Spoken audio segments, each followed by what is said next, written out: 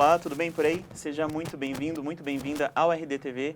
Hoje a gente recebe aqui nos nossos estúdios o deputado federal José Medeiros do Podemos e a gente já começa com uma pergunta aqui para ele.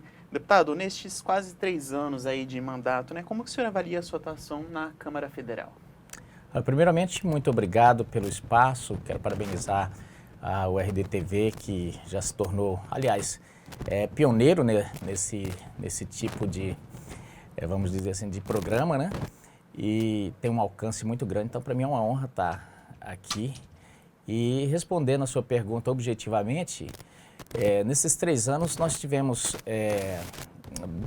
dividido em 2 fases, antes da pandemia e pós-pandemia, né? Porque quando começou essa tragédia que se abateu sobre a humanidade, o Congresso praticamente ele passou a viver em torno de projetos que dizia respeito à pandemia.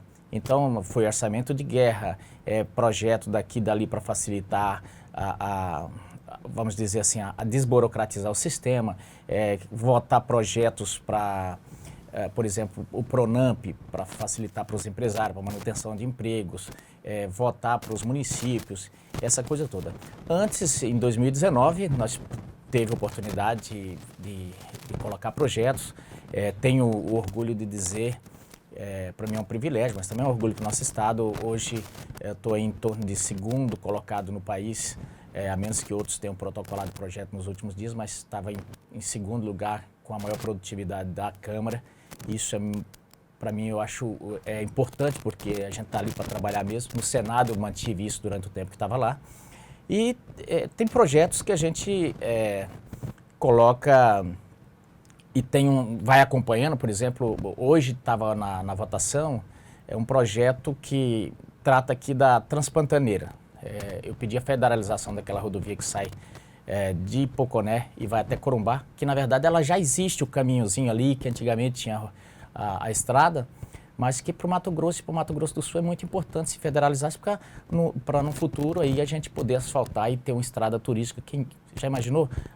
Diminui a distância, o cara que está fazendo turismo no Pantanal do Mato Grosso do Sul poder vir para cá, Jatá, visitar Chapá e tudo mais. Então são projetos que a gente pôde colocar ainda em 2019, mas depois veio pandemia, aí só se fala em pandemia e a gente ficou praticamente o Congresso parado aí em home office, e aí a gente, da vice-liderança, trabalhando em assistência aos deputados para poder eles conseguirem fazer as votações nesse novo sistema, que não é fácil, não é todo mundo que domina isso, e a gente, como na vice-liderança, precisa do voto, precisa estar ligando, então foi isso. E quais foram as suas lutas aí, neste período, principalmente antes da pandemia, porque depois o senhor disse que ficou bastante travado em as pautas por conta da pandemia, né? Olha, as principais lutas, eu sou muito focado, talvez por ter ficado no Senado, a gente diz que o costume do cachimbo entorta a boca, né? Então, eu ainda tô virando deputado, né? Ainda estou com muitas pautas do Estado, porque o trabalho do deputado ele é mais varejo, ele é mais de ir ao município, ele é de mais pegar aquilo que está acontecendo no município. Está com seca no município, vamos buscar a emenda para fazer o poço lá na Funasa, vamos fazer esse... É quase um despachante mesmo, né? Mas em 2019, eu ainda fiquei muito focado em alguns projetos estaduais, de interesse do Estado mesmo, em termos mais macros, e cito aqui, por exemplo, a questão da infraestrutura. Nós temos em Mato Grosso, e assim que o presidente Jair Bolsonaro se elegeu, eu tive a oportunidade de conversar com ele e o ministro Tarcísio, falando sobre o gargalo que nós tínhamos, porque todas as nossas rodovias são importantes para Mato Grosso, mas também para o Brasil no escoamento. É importante para todo mundo, para as pessoas, como também para a indústria e para o agronegócio. Mas todas elas se esbarravam na questão do licenciamento. Porque hoje, para fazer uma rodovia, o ministro Tarcísio, certa feita, fez um gráfico lá. Olha, passa de 300 documentos para fazer. E cada documento desse vai e vem. E nós temos a 242, por exemplo, que está aí há mais de 10 anos. A BR-174, não sei quanto tempo. E a gente, em 2019, me dediquei muito a isso. E tem gerado frutos. Tem gerado frutos, tanto é que a BR-174, que estava muito tempo parada, lá em Brasília nós desenganchamos tudo. Está dependendo aí do governo estadual, mas já está mais de quase um ano aí para eles liberarem a licença, mas tenho fé que vai liberar. Então fiquei muito nesses projetos macro. 158, que infelizmente teve que fazer aquele contorno, uma rodovia que poderia passar ali por dentro da terra indígena, que ia ser 100 e poucos quilômetros, ia gastar 200 e poucos milhões. Com essa história de mandar pelo contorno, uma canetada que a juíza deu lá, vai passar para 1 bilhão e pouco. Então, às vezes, a gente não consegue entender como é que tem certas cabeças no país que ainda pensam desse jeito. Mas a gente vai enfrentando isso e tentando resolver o que dá. Mas lógico que nesse interim eu estou começando a fazer o trabalho aí sim de deputado, de ir nas prefeituras, ver as dificuldades. E às vezes você chega, um pede uma ponte, outro, olha, tá aqui, tá faltando água. Esses dias eu cheguei em Ribeirãozinho, fui descobrir que Ribeirãozinho tá sem água. Uma coisa, eu falei, como assim? O prefeito falou, eu não tenho água no município, eu tenho que buscar água aqui num caminhão velho pipa a quase 40 quilômetros. E assim, tive a oportunidade de ir lá mesmo, ligar lá no Ministério do Desenvolvimento Regional, para que a gente pudesse começar a entabular já um negócio para resolver o problema. Então o trabalho do deputado passa por aí, e aí a gente vai se acostumando a fazer esse varejo todo no estado, que não é, em Mato Grosso ele não é tão fácil, porque aqui cabe 10 países do tamanho de Portugal, cabe 7 Inglaterra, cabe quase 2 Franças. Mato Grosso não é brinquedo, não. Deputado, e como que o senhor avalia aí a gestão do governo federal e a do governo estadual no combate à pandemia? Olha, o governo federal, ele teve, eu diria que,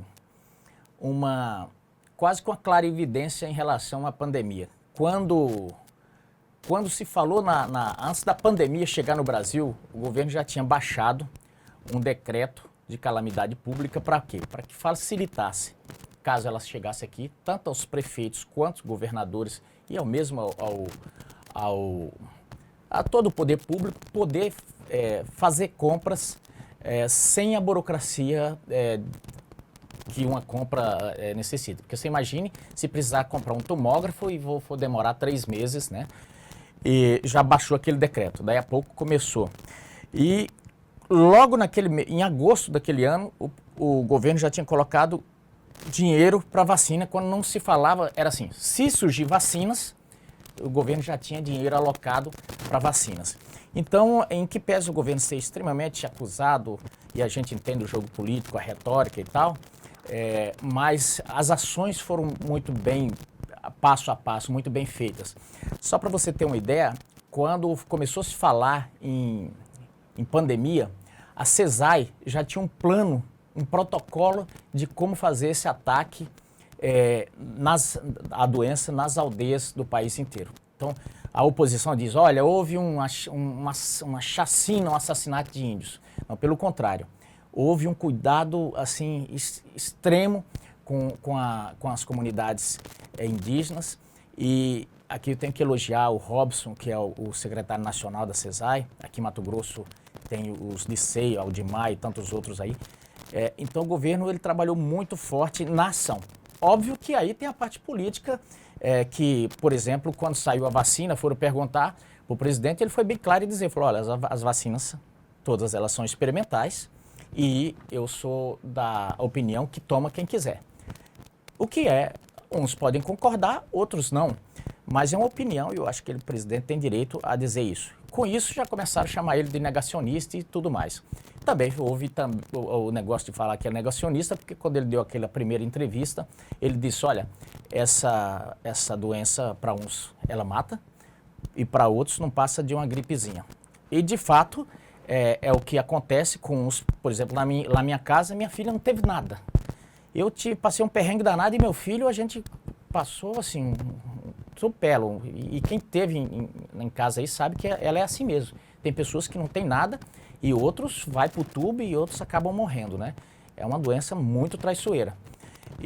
Mas isso politicamente tem um impacto e vem aquela coisa toda, né? Porque lógico que o que um presidente fala, tudo ganha uma dimensão muito grande.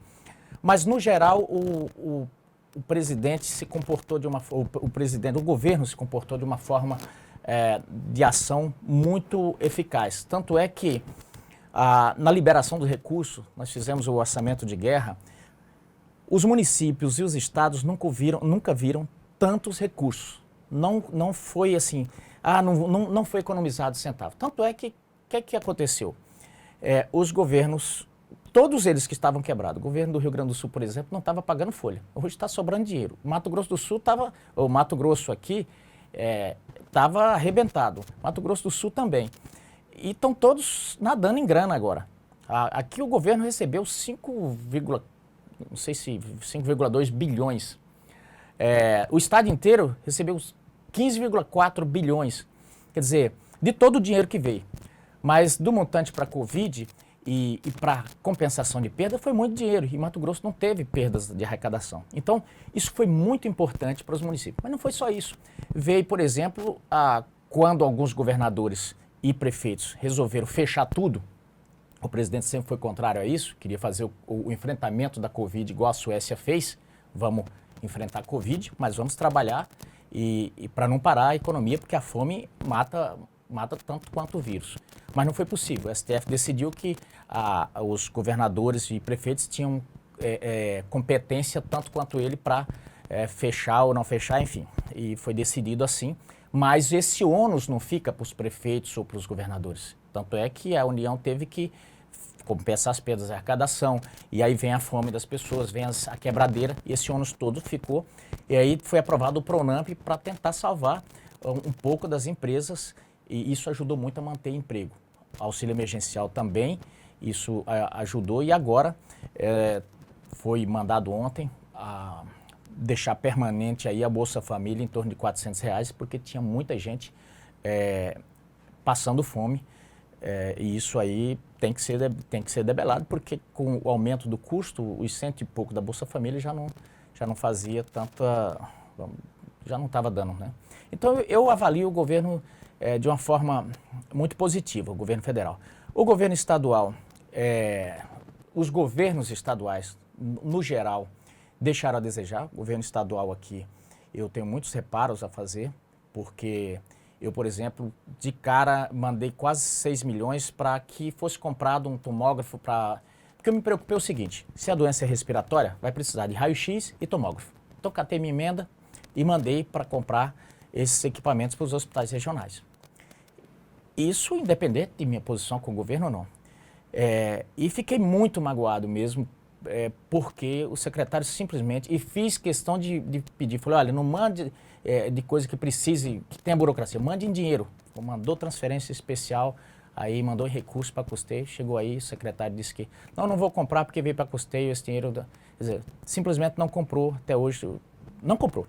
Então, fechou o hospital de Barra do Bugre no meio da pandemia e teve aquela crise do oxigênio, isso com muito dinheiro. A Santa Casa quase fechou em Rondonópolis. Começou a pandemia, era para estar fechada. Eu tive que pegar 22 milhões, que era para mandar para os municípios. 22 não, eu peguei 17 das minhas emendas e cada deputado e senador pôs mais 500, completou 22 milhões, foi que não fechou a Santa Casa de Rondonópolis. Mas o que é que ocorre?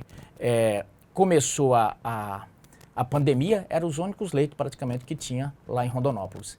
E foi no estado todo esse perrengue e sempre com a mangueira de ar cortando. Agora descubro essa semana que tinha 77 milhões no FEF aí depositado. Quer dizer, então poderia ter distribuído esse dinheiro e, a meu ver, pecaram porque morreu muita gente e aí não é só ele. Aí tem prefeitos que desviaram recursos, agora mesmo tivemos uma operação da Polícia Federal, mas tivemos desvio de toda sorte pelo país inteiro.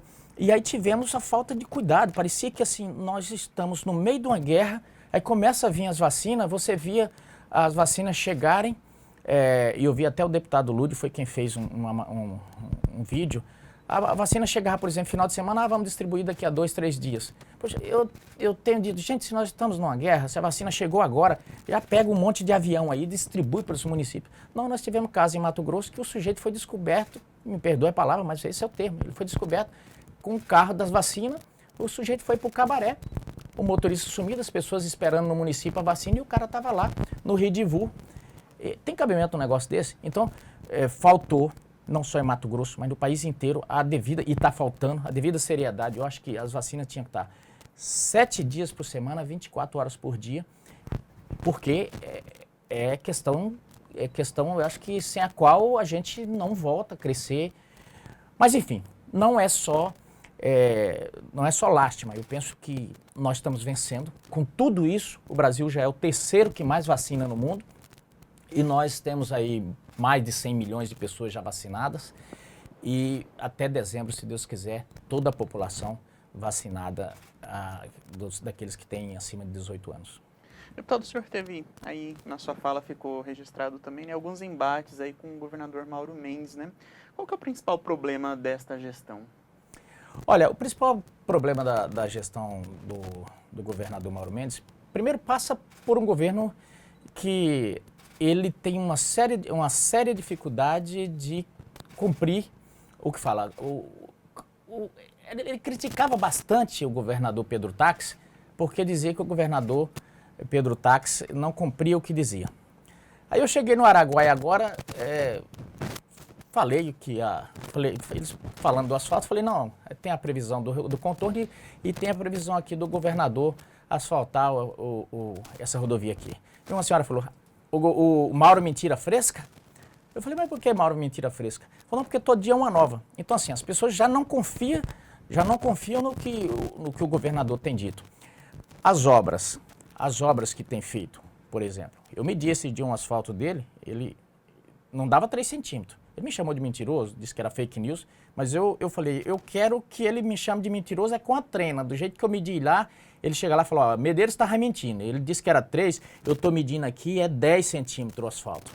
Não é me chamar de mentiroso e simplesmente. Então, o principal problema desse governo é dizer que faz quando não faz. Então, veja bem, comecemos, por exemplo, quando nega que recebeu o que recebeu do governo federal. Segundo, as rodovias. Se você andar, eu começo a nomear, 322, a 186, 206, MT-430, esses lugares todos estão arrebentados. Se você for ver a propaganda do governo, tá linda, tá maravilhosa. Então, é o governo que recebeu dinheiro a rodo e nossa saúde está aí arrebentada. Nós temos, como eu te disse, N municípios em dificuldade. As coisas, diz que está sobrando dinheiro, mas o dinheiro parece um umbigo de freira. Todo mundo sabe que existe, mas ninguém vê. Então, precisa aparecer esse dinheiro porque diz que tem 9 bilhões. Onde estão esses 9 bilhões que não aparece nas estradas, não aparece na educação? Se você for nos colégios por aí, você vai ver que está arrebentado. E a saúde, pelo amor de Deus, a saúde, a população em Rondonópolis está colocando dinheiro na Santa Casa, o povo.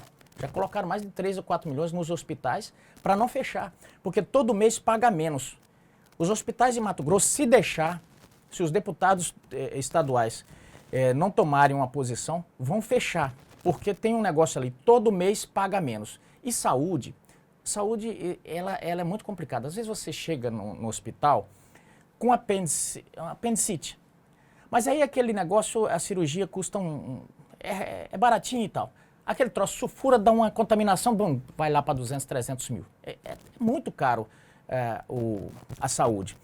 E aí, o que acontece? Você paga para aquele hospital filantrópico, para quem você pega serviço, atrasado e abaixo do negócio. Vai ficando sempre um passivo. Então, esses são os reparos que eu tenho feito ao governo e acho que fez uma avaliação política também errada. Ele está querendo agora voltar, que seja bem-vindo ao apoio ao presidente Jair Bolsonaro, mas eu acho que ele criticou um cara que estava ajudando ele. Fez tipo aquela história, foi gato, né? Comendo e miando, porque o tempo inteiro o governo ajudando ele e ele o tempo inteiro escrevendo carta para aqui, para lá, acompanhando o Dória, acompanhando governadores, enfim.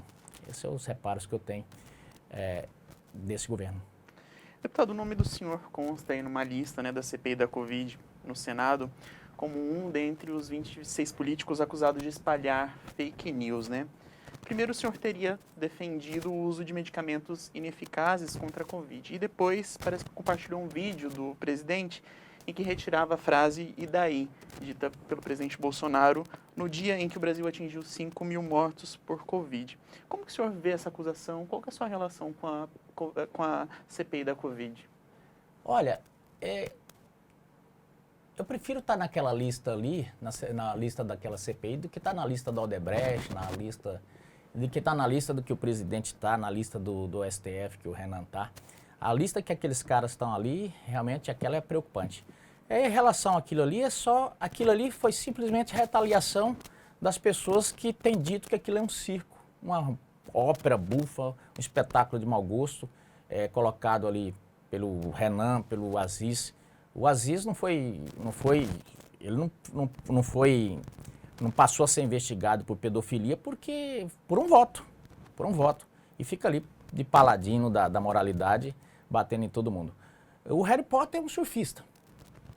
Todo respeito, o senador Randolph, ele é um senador do Leblon com vistas para o Amapá.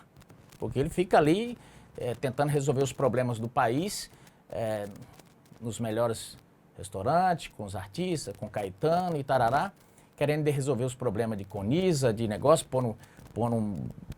falando sobre todos os assuntos e metendo o bedelho em tudo que dá onda, que dá para pegar onda, ele pega. Ele, se tivesse participado dessa Olimpíada, o Ítalo não tinha ganhado aquela medalha, dava Randolph. Então, eu te digo o seguinte, essa CPI não dá para levar a sério ela, quanto mais uma lista. Quando você vai ver, porque meu nome está lá, é ridículo. O vídeo que eu coloquei lá foi uma família grata, a família agradecendo se pegar o vídeo. É uma família que diz, olha, nós tomamos tal remédio, que eu não vou falar aqui, senão cai no YouTube, depois derruba a negócio, que hoje nós estamos censurados, nós estamos vivendo num país que não pode falar, mas a família fala, olha, tomamos esse remédio e graças a Deus todos nós melhoramos. Aí eu coloquei o vídeo e só comentei, falei, olha, tem essa história e tem muitas outras histórias parecidas. Pronto, esse é o vídeo que eu disse que eu fiz apologia a remédio. Nunca fiz porque eu não sou médico. E eu dizia, as pessoas me perguntam, Medeiros, você vai tomar vacina? Eu falei, toma até chá de fedegoso. Eu tomei esses remédios aí, os remédios demonizados aí, tomei. Eu tomei e tomo se tiver Covid de novo. Tomei todos. Tomei porque consultei o médico, falei, doutor, o que o senhor acha? Ele falou, tranquilo, pode tomar, mas fui lá com o médico, não fui me automedicar, não. Então, assim, eu defendo que as pessoas vá ao médico, não fique se consultando pelo que a Rede Globo fala. Então, como a CPI quer fazer circo nisso, me colocaram nessa lista lá e ficam fora. Mas eu não estou nem aí para ela. Eu gostaria de falar até outro termo, mas vou respeitar os nossos telespectadores, não vou falar o que é que eu penso aqui dessa lista. Enquanto vice-líder do governo Bolsonaro na Câmara dos Deputados, o senhor tem defendido bastante aí o voto impresso, né? É uma luta que eu vejo que o senhor está bastante empenhado nos últimos tempos, principalmente, né? Se aprovada essa medida, como que ela funcionaria na prática, deputado? Boa pergunta. Eu trabalhei muito nesse projeto quando eu estava no Senado. Lá nós aprovamos, na época, por unanimidade praticamente. Na Câmara praticamente foi unanimidade. Aí a presidente Dilma, ela, por pressão do TSE, ela acabou vetando.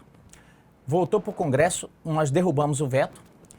E aí estava nas vésperas de já implantar. E o TSE, enfim, fizeram uma gambiarra lá e acabaram considerando inconstitucional, o STF considerou inconstitucional. Um absurdo, mas tivemos que voltar e agora estamos votando de novo a PEC. O ministro, há poucos dias, foi com mais 2 companheiros dele lá, fez uma intervenção praticamente dentro do Legislativo e eu não sei que pressão foi essa, porque os líderes partidários foram lá e trocaram os membros e agora nós temos menos voto. Quinta-feira vamos votar. Se permanecer aquela formação da comissão, essa conversa de voto impresso se enterra quinta-feira. Mas só explicando para quem está nos ouvindo, o que está se propondo é o seguinte: mantém-se a nossa urna do jeito que ela sempre foi, a urna eletrônica. A única coisa que vai mudar é que ela vai ter uma impressorinha acoplada a ela. Então você vai digitar o seu candidato e vai aparecer a foto dele, como sempre. Você vai apertar confirma e vai imprimir o seu voto do lado. Você não vai poder pegar naquele papel. Você vai ver se ele confere com o que você votou aqui. Conferiu, você aperta confirma, o voto é cortado e cai dentro de uma urna lacrada. Essa é a conversa. Para que isso? Para que haja a publicidade da contagem, caso seja necessário. Porque do jeito que estava, era impossível auditar. Aí vem o TSE, o ministro o Barroso, e diz: já é auditável, já é impresso, porque no momento que a pessoa vota, no final da eleição, no final da tarde, no fechamento da urna, é impresso a zerésima e com resultado. Sim, mas quem confere aquilo? Qual ser que tenha a possibilidade de olhar aquilo lá, auditar? Não é possível para ninguém.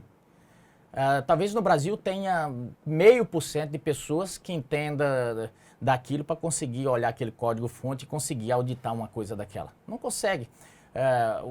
O cara teria que entender de álgebra booleana, aritmética de ponto flutuante. E a lei não diz isso. A lei, quando diz sobre os atos administrativos, ele se refere à transparência. Transparência não é isso. Transparência é que todo mundo, o homem médio, possa olhar e entender. A urna não é uma coisa entendível.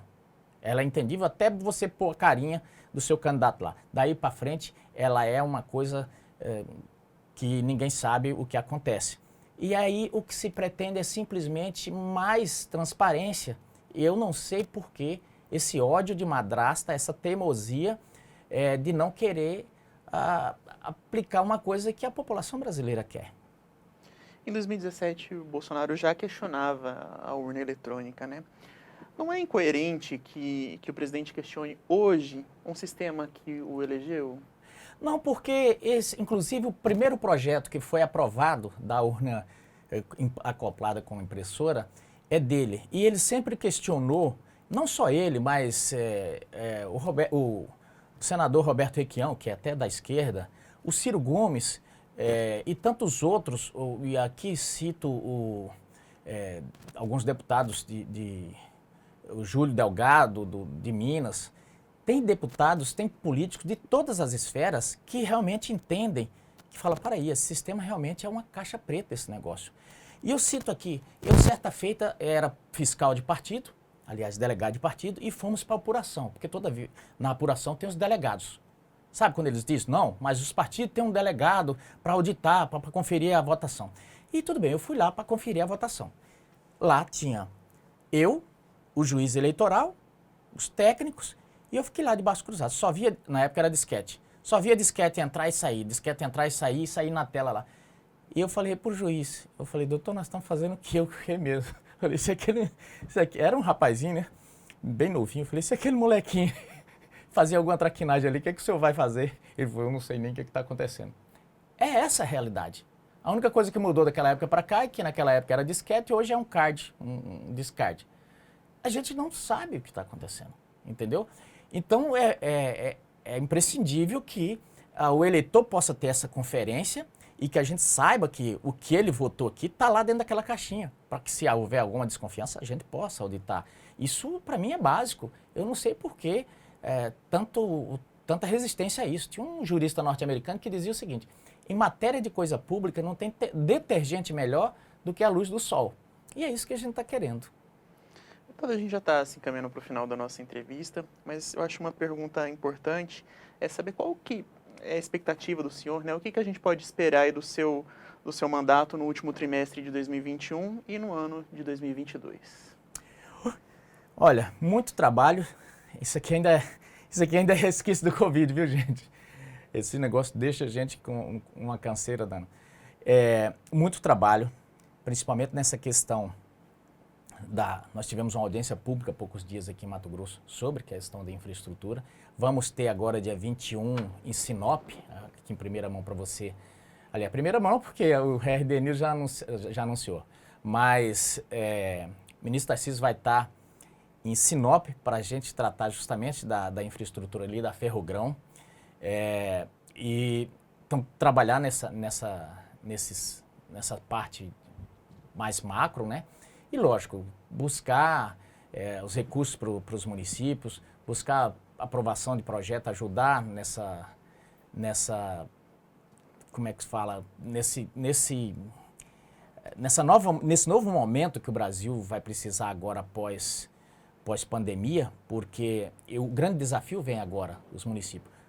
Você veja que os prefeitos anteriores foram bem aquinhoados com recursos. Esses outros pegaram e tem gente que pegou as prefeituras toda arrebentada. Então a gente vai ter que fazer uma luta e que o que os prefeitos podem esperar do deputado Medeiros e podem me procurar é muita luta nesse sentido. E outra pauta que eu estou trabalhando muito é a questão da independência financeira indígena. Nossos indígenas no Mato Grosso passam fome, a grande maioria deles. E nós estamos trabalhando muito para conseguir linhas de créditos para eles, para outros já linha de crédito no sentido de construir silos para os que já estão mais adiantados. Então, cito, por exemplo, os que estão querendo plantar os chavantes, já estão plantando um pouquinho, os macairis, os mutina vão começar, os bororos. Então, isso precisa, óbvio, de um trabalho muito forte em Brasília para a gente desenrolar isso. E aí tem tantas outras pautas como, por exemplo, hoje recebi um bocado de gente, a questão da regularização fundiária. Isso é um problema sério em Mato Grosso, que a gente precisa desatar esse nó e para isso a gente precisa de trazer efetivo do INCRA para cá, olha, tanta coisa que precisa fazer que se o dia em Brasília tivesse 36 horas, ainda era pouco. O senhor vem ao Senado, continua no Podemos? Sim, a pretensão é continuar no Podemos. Recentemente, o presidente tomou uma decisão de ter uma bancada mais forte, uma bancada mais leal no Senado e me chamou, perguntou se eu tinha coragem de peitar aqui o Senado. Eu falei, olha, se eu tiver apoio do presidente, vamos, né? E ele falou que sim, então vamos tocar a pré-candidatura aí. Lógico, está muito longe, esse debate eleitoral eu estou até assustado porque ele foi antecipado demais. Você vê já a turma aí, por exemplo, aqui o governador já me disseram que está com a chapa fechada. Já tem lugares aí que o pessoal já está com a chapa de deputado estadual, federal, tudo fechado. Há mais de um ano antes da eleição eu nunca tinha visto isso. Medeiros, muito obrigado pela sua presença aqui no RDTV. Eu quero deixar um espaço para suas considerações finais. Não, só agradecer e dizer que eu estou ali em Brasília como deputado, como representante do estado de Mato Grosso.